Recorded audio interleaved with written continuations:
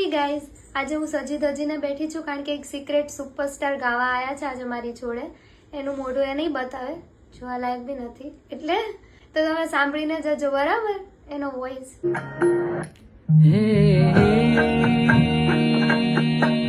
क्यों तो गोरा दे तमने कडला घडाऊ एમાં હિરલે રતન જડાવું મારા રે હમ માનો જીરે કડલાના મોહ મારા મનડે નથી ને તારી ચુંદડી ઓઢ્યાને ઘણી હા મારા રે હમ માનો